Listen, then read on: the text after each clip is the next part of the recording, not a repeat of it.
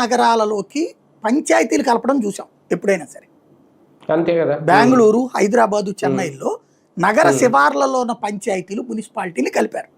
Like హైదరాబాద్లో LB Nagar కలిపినట్టు, Miyapur కలిపినట్టు, Bachupally కలిపినట్టు అట్లాగే automatic గా కన్స్ట్రక్షన్స్ పెరిగి నిదానంగా ఊరు ఎక్స్పాండ్ అవుతుంది. ఆ తర్వాత మున్సిపాలిటీ ఇందులో కలిపేసుకుంటారు.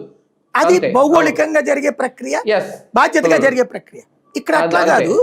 29 గ్రామాల్లో ఒక రాజధాని పెడతారట. దీంట్లో నిదానంగా తాడేపల్లి, నిదానంగా మంగళగిరి, నిదానంగా విజయవాడ, నిదానంగా హైదరాబాద్, గుంటూరు కలుపుతారా? ఏందది అసలు? ఇది ఏమన్నా ఉందా? మనం రివర్స్ వ్యవహారం ఇది.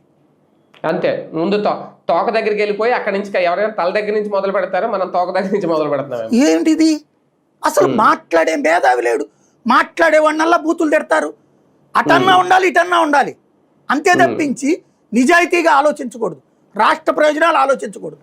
చంద్రబాబు చేస్తాడు, సూపర్ రాష్ట్రాన్ని బాగు చేసేస్తాడు. జగన్మోహన్ రెడ్డి చేస్తాడు, సూపర్ రాష్ట్రాన్ని బాగు చేసేస్తాడు. లేదా ఆయన ఎత్తి చూపెట్టేశాడు మోసాలని. ఏంది ఇది? ఎవరి కోసం చేస్తున్నారు వీళ్ళంతా? రాష్ట్ర ప్రయోజనాల కోసం చేస్తున్నారా?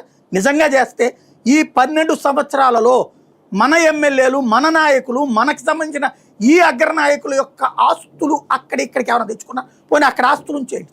మీ వ్యాపారాల హెడ్ క్వార్టర్లు ఇక్కడ ఏమైనా పెట్టారా ఆంధ్రప్రదేశ్లో? ఏం పెట్టకుండా ఈ రాష్ట్ర ప్రయోజనాల కోసం